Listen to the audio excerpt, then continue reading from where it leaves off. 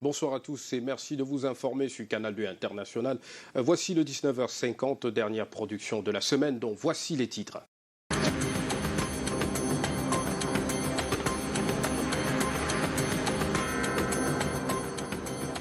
Cérémonie d'adieu à Idriss Déby Itno, président tchadien. L'émotion était au rendez-vous ce vendredi. Parmi les déclarations des chefs d'État présents, celle du Français Emmanuel Macron que certains observateurs voient plus défendre les intérêts de la France au Tchad. La gendarmerie nationale en guerre contre les malfaiteurs et preneurs d'otages à Garoua. Un gang de hors-la-loi vient d'être mis hors d'état de nuire. Il s'émet la terreur à Pitoa dans la ville de Garoua.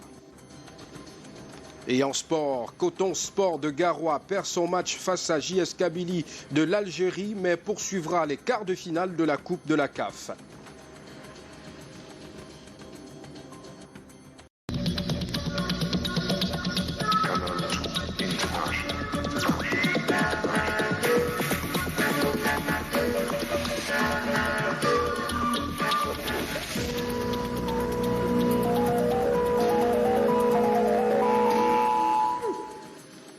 Merci de nous suivre sur la page Facebook de Canal 2 International et juste après un mot de replay sur le compte YouTube de Canal 2. Ouvrons ce journal par les nouvelles de l'étranger et de la sous-région. Cérémonie d'hommage au président tchadien Idriss Déby Itno ce vendredi à N'Djamena en présence de nombreux chefs d'État. Peu avant le début de la cérémonie, la France, par la voix de son président, et les pays du G5 Sahel qui combattent ensemble les djihadistes dans cette région de l'Afrique ont exprimé leur soutien commun au processus de transition civilo-militaire et au fils du président défunt qui a pris la tête d'une junte militaire en promettant des élections libres et démocratiques dans 18 mois. Monique Naossi Fosso revient sur les déclarations des chefs d'État. Sous le soleil accablant qui s'invite aux funérailles d'Idriss Déby Itno à N'Djamena au Tchad ce 23 avril, coulent de cordes de larmes tant chez les civils que dans les corps d'armée. L'émotion atteint son paroxysme quand Hinda Déby Itno, ex-première dame du Tchad, prend la parole. Un repère entier a disparu, nous laissant en perdition dans un désert mouvant. Nos yeux vous chercheront dans les cieux. Pour toujours, vous serez dans nos cœurs. 11 chefs d'État, dont plusieurs représentants, ont fait le déplacement de N'Djamena pour cet ultime adieu. Le président de la République de Guinée-Conakry, Alpha Condé, réputé proche d'Idriss Déby, a décrété 3 jours de deuil national dans son pays. Pour lui, c'était le commandant des armées de l'Union africaine. Alpha Condé appelle à poursuivre le combat de Déby pour la préservation de l'indépendance des Africains. Déby a montré son attachement à l'Afrique en versant le sang de son peuple sur les différents champs de bataille africains. Mais le moment n'est pas de parler. Le moment est de voir comment nous, les chefs d'État, en suivant l'exemple du président Déby, nous allons pouvoir nous donner la main afin de renforcer l'unité de l'Afrique, de renforcer son indépendance et de permettre qu'elle continue à parler d'une seule voix.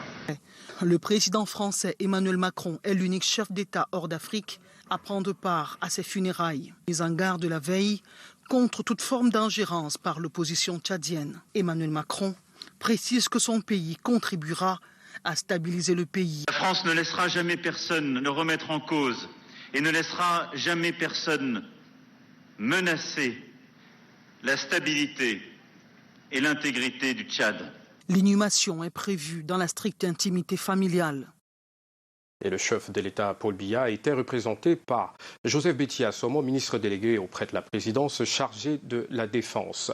Et au-delà de la présence émotionnelle, que cache le déplacement du président Macron aux obsèques du maréchal? C'est une question que posent Samuel Baïha et Stéphane Binac dans cet élément.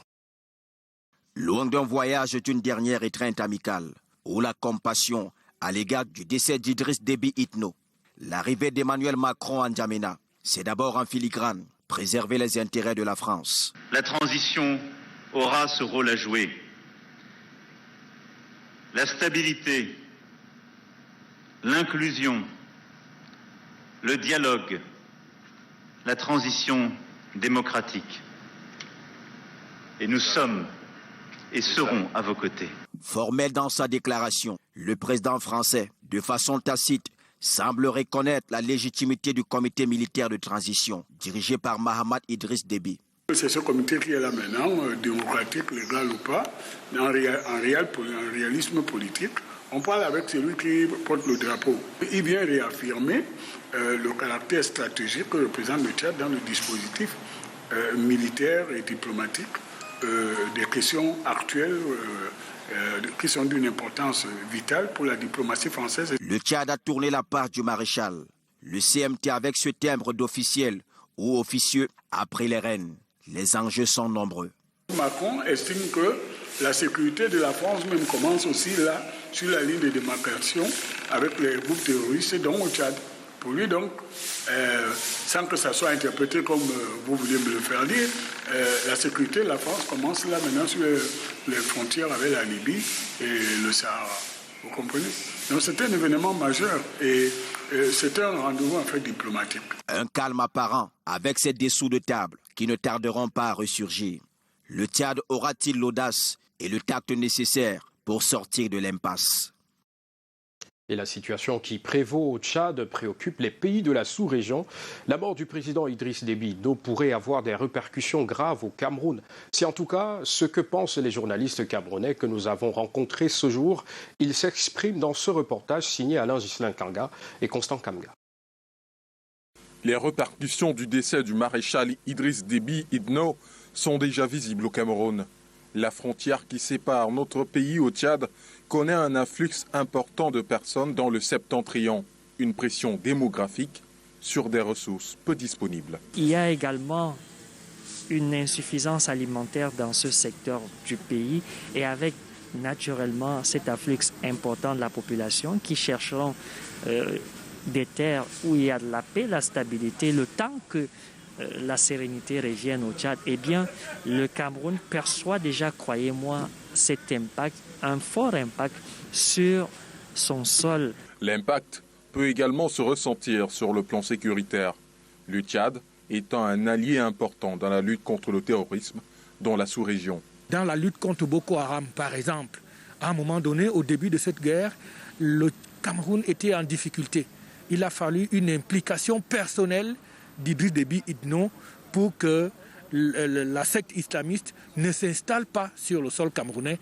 On ne va pas quand même nier que le Cameroun, avec son armée, a beaucoup fait, mais il a fallu qu'on ait donc cet appui qui venait du Tchad. De grandes attentes reposent désormais sur les épaules du nouvel homme fort, Mahamat Idriss Déby. Souhaiter que son fils ait le même charisme, ait le même patriotisme, le même panafricanisme que son père, qui continue à veiller à ce que la sécurité et la paix règnent sur le territoire tchadien. Le fils du maréchal, après les obsèques de son père, s'apprête à faire face aux rebelles qui ont promis de faire leur entrée dans la capitale, N'Djamena.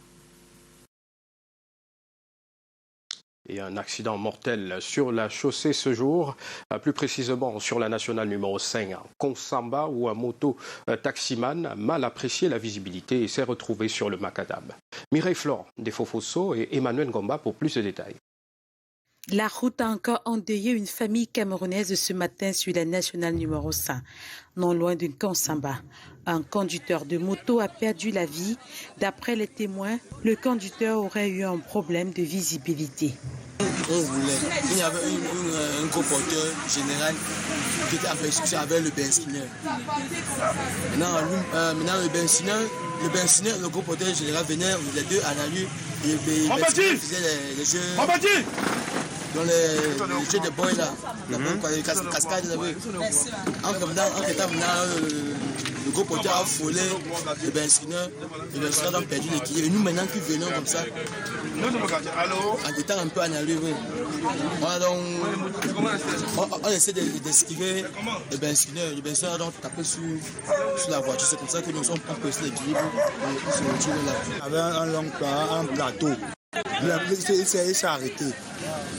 Et le motoman venait par derrière. Il n'a pas regardé si nos voitures venaient. Il a fait un mauvais déplacement. Et il a écouté là, il veut fatiguer. Comme ça que vous voyez comme ça fait un peu moyen. Les autorités arrivées sur les lieux ont pu effectuer le constat. La dépouille de la victime a été transportée par les sapeurs-pompiers et déposée à la morgue de l'hôpital de Nkansamba. Quant aux blessés, ils suivent des soins dans les différentes formations de la ville. C'est ainsi le énième accident qui survient sur cet axe.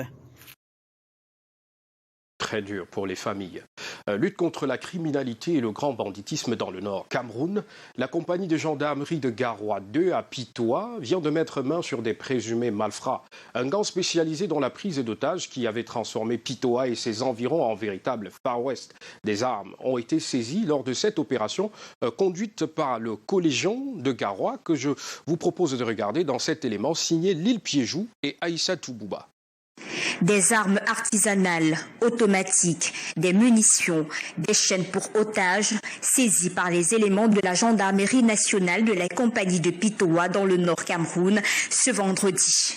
C'est à la faveur d'une opération coup de poing menée par les éléments de la compagnie de Pitoa qui a permis d'interpeller ces individus spécialisés dans les enlèvements dans la circonscription de Pitoa. Et dont l'exploitation a permis de découvrir une cache d'armes. Il faut dire qu'ils se servaient de ces armes-là pour enlever les citoyens. Je voudrais, au-delà, saluer le travail d'ensemble qui est fait dans le cadre de la lutte contre la criminalité et le grand banditisme et rassurer les populations de ce que cette lutte continuera en s'intensifiant. Au total, 10 malfrats constituant un gang de preneurs d'otages dans la localité ont été rattrapés dans leur cachette grâce à la collaboration des populations. C'est le énième gang appréhendé par la gendarmerie en quelques mois seulement.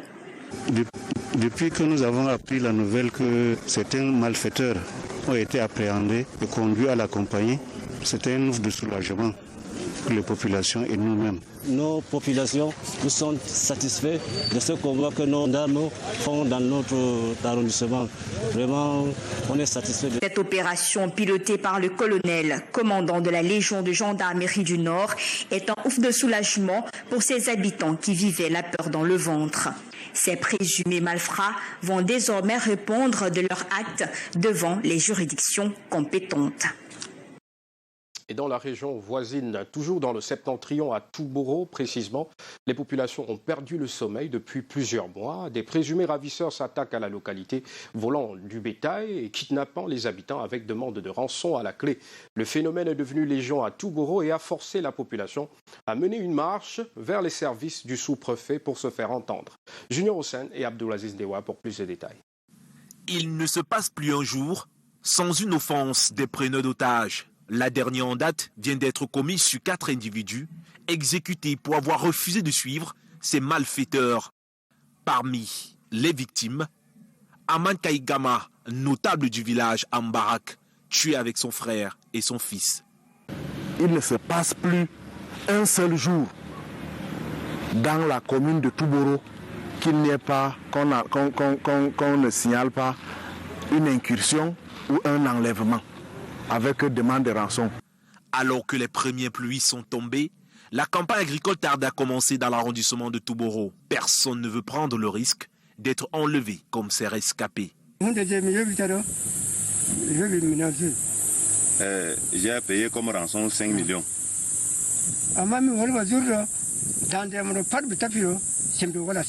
Comme ils m'ont trop torturé, j'ai mal au cou, je n'arrive même pas à beaucoup parler. Tout ce que j'ai labouré dans 10 ans, je laboure l'arachide et le maïs et aussi le coton. Tout ce qu'ils ont pris 12 millions. Jusqu'à maintenant, je ne suis pas en l'aise. Ils ont fait 13 jours entre le manque de coupeurs de route en brousse. Il a payé comme rançon 2 millions. L'ASCO gagne chaque jour la population qui, mercredi dernier, a pris d'assaut les rues de la ville pour exprimer son indignation. Les habitants se sont rendus à la sous-préfecture pour adresser un mémorandum. Ce mémorandum, signé de plus de 3000 fils et filles de l'arrondissement de Touboro, nous sollicitons, entre autres, qu'il y ait des opérations d'envergure. Plusieurs otages sont toujours détenus entre les mains des ravisseurs et certains sont portés disparus. L'on dénonce des complicités internes. Voilà, entre autres sujets, portés à l'attention du chef de l'État Paul Biya dans le mémorandum donné au sous-préfet. Et l'armée camerounaise rompue à la tâche pour répondre ou apporter une forte riposte. Le Centre multinational de coordination Zone D à Douala vient de livrer 16 éléments dotés désormais d'une forte expérience sur la maîtrise des nouvelles technologies dans la lutte contre la piraterie maritime. La cérémonie de clôture de la formation Yaris a eu lieu cet après-midi à Douala en présence du commandant de vaisseau Sylvestre Fonquois. Regardons cela dans cet élément signé Junior Ossin et Henri Chida. Ils sont 16 participants du Centre multinational de coordination Zone D et du patrouilleur Benzeng qui, du 12 au 23 avril 2021, ont bénéficié d'une formation avancée à Yaris, Yaoundé Architecture Régionale Information Système.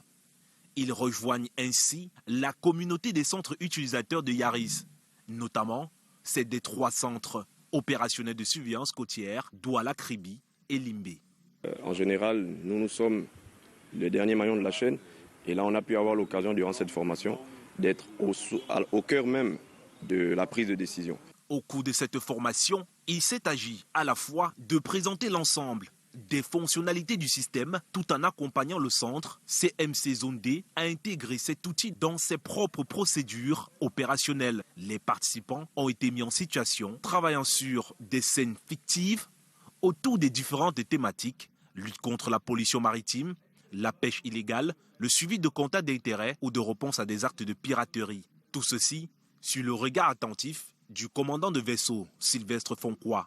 Yaris, essentiellement, consiste à une agrégation des données radar, des données satellitaires, des données AIS, des données de télédétection qui nous permettent de voir à une longue distance.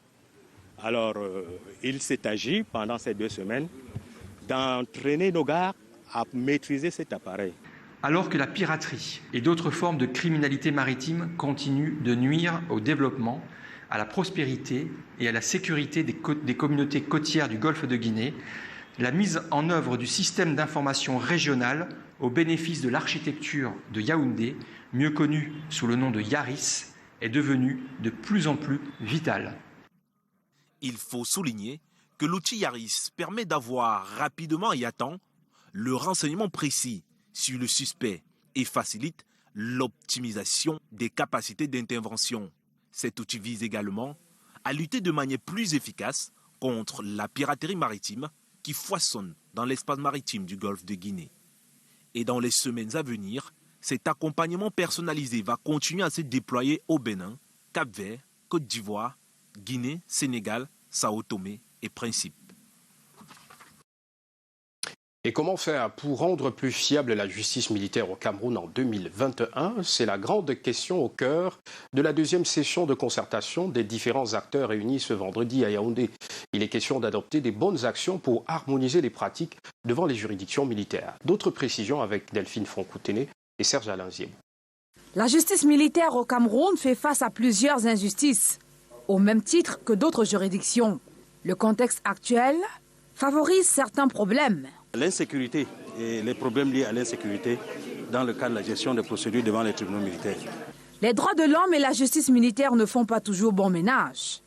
Et ça préoccupe les différents maillons de la chaîne en conclave ce 23 avril à Yaoundé. L'un des thèmes à développer cet après-midi, c'est la justice pénale et les droits de l'homme. Et ça va faire l'objet des échanges entre nous. Et pour finir, nous allons adopter les bonnes pratiques pour harmoniser les pratiques devant les juridictions militaires. Cette rencontre, 2e du genre, est présidée par le secrétaire général du ministère de la Défense. Elle donnera l'occasion à ces acteurs de la justice militaire, venus des 10 régions du Cameroun, d'évaluer les activités menées en 2020 et envisager des perspectives pour une justice militaire plus juste en 2021. Ce type de rencontre que je salue fièrement, permet de renforcer la confiance, de remonter le vécu quotidien des collaborateurs vers le haut commandement, de valoriser le personnel, mais aussi de poser les problématiques de fond qui fondent, n'est-ce pas, le vécu, le quotidien, mais aussi l'avenir de la justice militaire. Cet atelier sert également de prétexte pour l'inauguration de la bibliothèque de la direction de la justice militaire et de cette statue qui symbolise la justice. Et le barreau du Cameroun vient de s'enrichir de 44 nouveaux avocats. Ils ont prêté serment ce vendredi dans la salle d'apparat de la cour d'appel du centre à Yaoundé. Il s'agit des avocats de nationalité camerounaise issus des barreaux des pays étrangers. Retour sur cette cérémonie de prestation de serment avec Daniel Anissé-Mboudié et Luc Vono. Ils sont désormais autorisés à porter la robe et libres d'exercer sur l'ensemble du territoire national. Jour de gloire pour ces hommes et femmes de loi qui intègrent ce vendredi le cercle très sélectif des avocats au barreau du Cameroun. Ils sont 44 au total, précédemment inscrits aux barreaux étrangers. Leur serment est reçu par le président de la cour d'appel du centre, en présence de quelques têtes couronnées de la justice. Je jure comme avocat d'exercer mes fonctions de défense et de conseil en toute indépendance, conformément aux règles de ma profession et dans le respect des cours, des tribunaux et des lois de la République. Aux nouveaux admis, le président de la cour d'appel du centre recommande dignité, conscience, probité et humanité dans l'exercice de leur profession. Un message bien saisi par les heureux du jour. Une invite au respect des règles de notre profession. Vous savez, la profession d'avocat aujourd'hui est une profession extrêmement complexe qui évolue au fur et à mesure et donc il est question pour nous aussi de nous adapter à la nouvelle réalité. C'est la joie de retrouver le pays et d'exercer la noble profession que nous aimons tous au pays, chez soi et partout ailleurs d'ailleurs. Le bâtonnier par intérim de l'Ordre des avocats du Cameroun salue l'entrée de cette nouvelle vague. Un corps doit être régénéré et revitalisé. C'est un peu cet exercice que nous faisons lorsque nous accueillons de nouveaux membres qui apportent de l'expertise, qui apportent des compétences et qui apportent même de la jeunesse quand on regarde le tableau d'ensemble. Ces 44 avocats viennent s'ajouter sur les plus de 3500 que compte le barreau du Cameroun. Il faut structurer les acteurs de la filière pêche et aquaculture pour accroître la production du poisson au Cameroun. C'est l'objectif d'un atelier de formation et de sensibilisation ouvert hier à la Chambre d'agriculture de Yaoundé. Atelier qui rentre dans le cadre du programme national d'amélioration et de développement des activités halieutiques. Le compte rendu des travaux avec Daniel Anissé-Mboudié et Serge Alain Ziebou. Les restrictions causées par la pandémie de Covid-19 ont entraîné depuis 2020 la rupture des importations du poisson de la Chine. Le Cameroun se retrouve face aux enjeux de la modernisation de la pêche locale, un défi que se donne le Programme national d'amélioration et de développement des activités halieutiques. Si on ne fait rien localement, on va mourir plutôt de faim au lieu de mourir du Covid. Alors c'est les acteurs qui sont les premiers à pouvoir booster cette production. Mais ils ne peuvent pas le faire s'ils ne sont pas structurés. Voilà un peu la vision que nous avons. Donc dès qu'ils sont structurés, nous sommes sûrs que tous les autres partenaires de la filière pourront donc les accompagner, les mieux encadrer. Des acteurs tous issus de la région du centre, réunis ici à la Chambre d'agriculture, des pêches, de l'élevage et des forêts. L'idée est de valoriser les techniques modernes pour assurer une gestion durable des produits halieutiques. L'accent est mis sur l'approche par maillon. Le maillon représente le métier. Les aleviniers, c'est-à-dire les producteurs d'alevins, c'est un maillon de la chaîne. Les producteurs de poissons de table ou les éleveurs de poissons, c'est un maillon. Ça n'a rien à voir avec ceux qui transforment ce poisson. C'est un autre maillon. Il y a ceux qui produisent l'aliment pour poissons, les provendiers. C'est aussi un maillon. Donc c'est des métiers qui rassemblent toute la filière piscicole. Cette nouvelle politique va permettre d'accroître la productivité du poisson et ainsi limiter les coûts d'importation qui côtoient chaque année 140 milliards de francs CFA. Bientôt le 1er mai et pour la deuxième fois consécutive, la célébration de la fête du travail se fera sans grande parade souvent prévue à cet effet. C'est connu de tous, la pandémie coronavirus est la principale cause. Mais est-ce que dans les entreprises, un accent est-il réellement mis sur la santé au travail? Les syndicalistes réagissent et surtout à cet effet de manière divergente. Comme nous le disent Robert Charles, Itok et Thierry Nana. Pour une deuxième année consécutive, la célébration de la fête du travail se fera sans la grande parade liée aux festivités suite à la pandémie à coronavirus qui continue de faire de nombreuses victimes parmi les travailleurs. Malgré cet état des lieux, les employeurs mettent-ils en œuvre des garanties nécessaires en matière de santé au travail? Zachary Yamfam reste très sceptique. Je vous dis non. Je vous dis non, pourquoi? Parce qu'aujourd'hui, vous voyez les kits sanitaires, c'est les employés qui les achètent. Or que normalement, c'est les employés qui devaient mettre ça à leur disposition. Et plus précisément dans le secteur de transport, je puisse vous dire ici que le délégué régional de transport jusqu'ici n'a rien fait. Même descendre, sensibiliser seulement les gens, conscientiser les gens sur la pandémie qui est sur le terrain. Si dans le secteur des travailleurs professionnels des transports routiers du Cameroun, des lourdeurs sont perceptibles, le Syntenac, par contre, loue les efforts fournis par les employeurs en vue de préserver la bonne santé des employés en cette période marquée par la Covid. Dans le cadre de notre secteur, les employeurs ont mis suffisamment de moyens. Par exemple, au port et au chantier naval, on a eu à faire des dépistages systématiques de la Covid à 2 reprises. Et aux dernières nouvelles, actuellement, nous sommes à l'attente des vaccins. L'entreprise donne tout le nécessaire. L'entreprise nous a donné des masques, l'entreprise nous a donné les gels, et puis l'entreprise veille à l'application de ces mesures barrières. Isaac Bissala, joint par téléphone, affirme que ceux des employeurs qui n'accompagnent pas les employés dans la santé et la sécurité au travail, la raison est toute trouvée, le manque de ressources financières. Toutefois, il est bon à savoir que les garanties de santé et de sécurité au travail participent à la protection des travailleurs et à l'augmentation de la productivité en entreprise. Les awards de la marque OAPI se préparent pour ce qui est de la 3e édition et à cet effet, l'organisation de la propriété intellectuelle vient d'organiser un point de presse ici à Douala, une rencontre qui a permis de présenter les différentes catégories en compétition. Les pays concernés sont les 17 inscrits à l'OAPI. Samuel Baïha et Henri Chinda pour plus de détails. L'Organisation africaine de la propriété intellectuelle, OAPI, voudrait célébrer les marques des entreprises de ces 17 États membres. À l'aube des awards de la marque OAPI 3e édition, un point de presse a été tenu ce jour à Douala. Il s'agit en premier lieu de célébrer cet important outil de travail des entreprises que constitue la marque et permettre aux entreprises qui exploitent les marques de se voir distinguées et surtout que leur exemple servent aux entreprises qui n'ont pas encore utilisé cet outil. Cette cérémonie organisée chaque 2 ans représente une vitrine d'excellence pour récompenser les performances collectives et individuelles. Le JICAM soutient l'initiative. Nous avons ici un rôle d'accompagnement, notamment dans la mobilisation des entreprises, mais également une participation active dans les différentes activités qui sont prévues. Le directeur général parlait tantôt des activités de sensibilisation, mais également de formation, de partage d'expérience.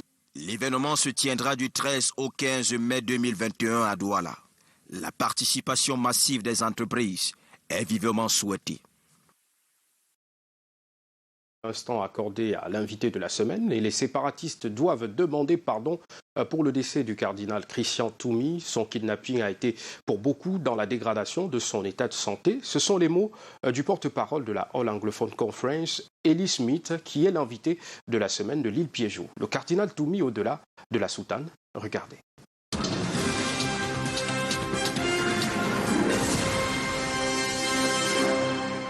Eli Smith, bonsoir. Merci de m'avoir invité et me donner cette opportunité. Vos derniers moments avec Toumi? Les derniers moments avec Toumi, d'abord c'était après son kidnapping. D'abord c'est des Amazoniens là qui m'ont appelé en me disant que nous avions pris ton père et on va le tuer. Ils ont vos contacts alors?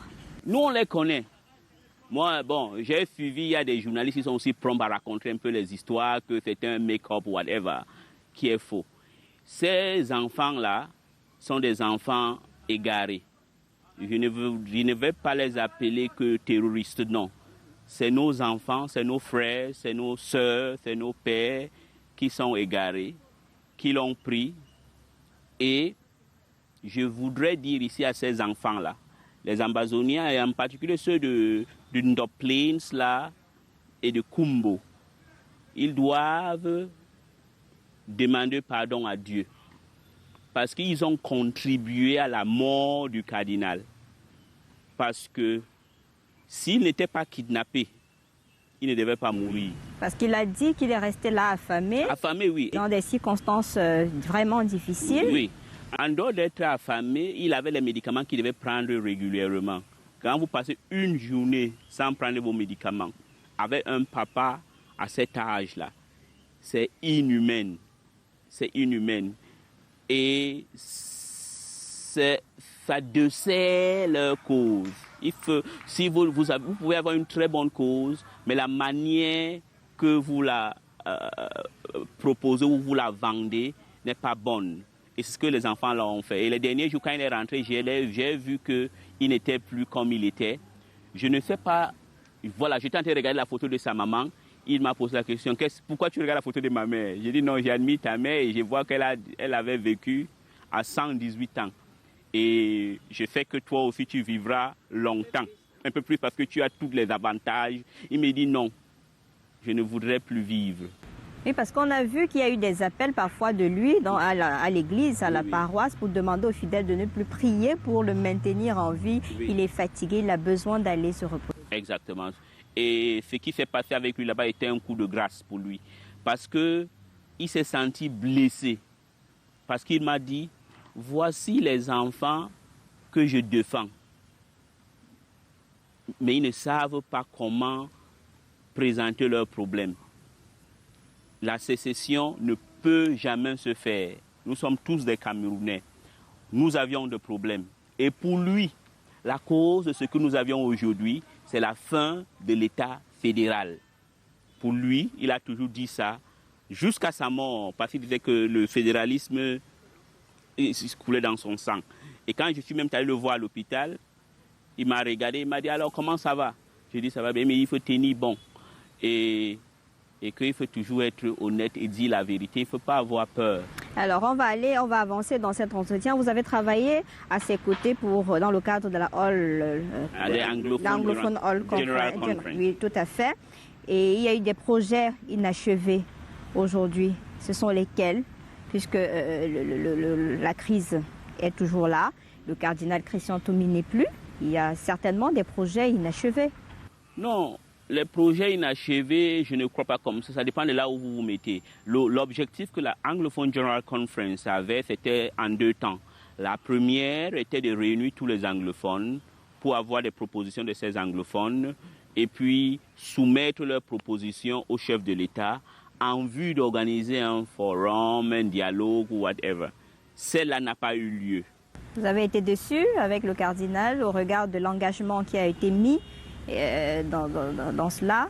Est-ce qu'il vous a témoigné à un certain moment ce regret que les gens ne puissent pas, principalement les membres du gouvernement, qu'on ne puisse pas comprendre cette volonté qu'il avait de vouloir rassembler tout le monde? Il a été déçu, mais pas seulement sur le membre du gouvernement. On avait deux adversaires viscérales.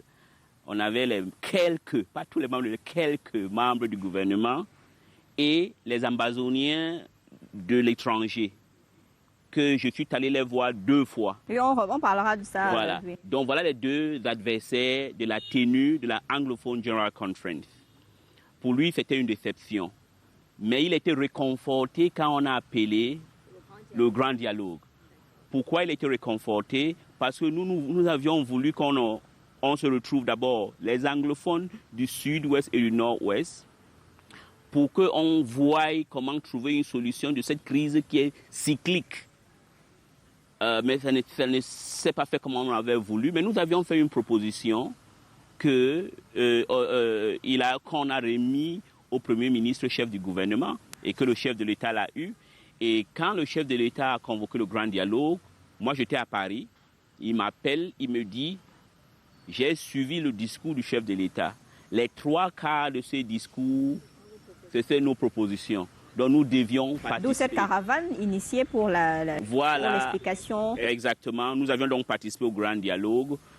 Et que pour moi encore, c'était une victoire de Toumi. Pourquoi? Parce que vos propagandistes qui venaient sur votre télé chaque fois, et d'autres, pas le vôtre seulement, pour dire que non, circuler, il n'y avait pas de problème anglophone dans ce pays.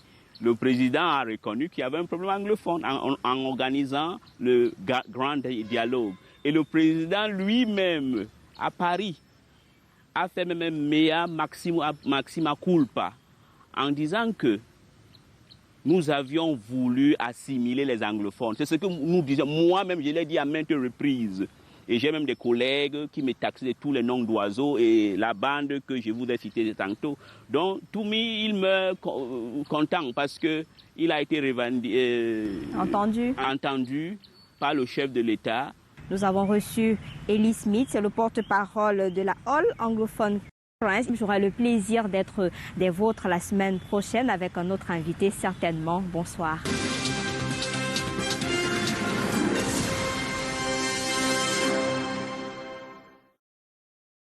Rendez-vous demain à 13h sur les antennes de Canal 2 International pour vivre l'intégralité de cet entretien. En sport, pour clôturer ce journal, Coupe de la CAF, un club camerounais en quart de finale. Coton Sport de Garoua, malgré le match perdu à domicile hier, 1-2 face à l'AJS Kabylie de l'Algérie, se qualifie pour le prochain tour de cette compétition continentale. Une bonne nouvelle qui ravit non seulement l'équipe de Garoua, mais aussi les supporters. Le reportage de Marc Chouam. Au coup de sifflet final du match Coton Sport de Garoua contre JS Kabylie, c'était clair que les poulains d'Aboubacar Souleymanou n'étaient plus en bonne position pour se qualifier. Mais l'issue de la rencontre Napsa Star RS Berkane en a décidé autrement. Les Verts et Blancs seront en quart de finale et pour les supporters, c'est une grande nouvelle. Leur équipe retrouve les grands standards de la scène continentale. Les dirigeants ont mis le paquet et non seulement ça, l'équipe est allée très loin. Non seulement ça, nous les supporters. Nous sommes tellement très galvanisés et tellement très fiers de l'équipe. Après une dizaine de matchs, des victoires comme quelques défaites, Félix Okine et ses coéquipiers sont assurés de terminer dans les 2 premières places, quelle que soit l'issue de la dernière journée contre RS Berkane au Maroc dans quelques jours. Le club veut rester fidèle à son objectif fixé, celui d'aller le plus loin possible dans cette Coupe de la CAF. L'objectif pour nous était la qualification. On est qualifié. Bon, il y a encore un dernier match qui s'est passé au Maroc. Bon, on va essayer de tout donner pour nous rattraper pour l'erreur qu'on a fait hier à la maison. Hier, on a perdu. Bon, ça fait partie du foot. Bon, ça peut arriver. Bon, on va essayer de travailler, de faire les résultats à la maison pour que les supporters doivent être satisfaits. Le bilan que nous pouvons tirer de ces 5 matchs de poule, pour nous, il est largement positif. Parce qu'au départ, on ne nous comptait pas dans ce groupe-là. Parce que c'était quand même GSK, c'est une grosse pointure. Mais ces géants-là nous ont permis de mûrir dans la compétition. Le staff technique et les joueurs sont conscients de la lourde tâche qui les attend au prochain tour. Les gros morceaux sont encore en compétition à cette étape et ce sera donc des matchs décisifs en vue du titre. Stop et fin de ce journal que vous pouvez regarder à nouveau sur la page Facebook de Canal 2 International ou sous son compte YouTube.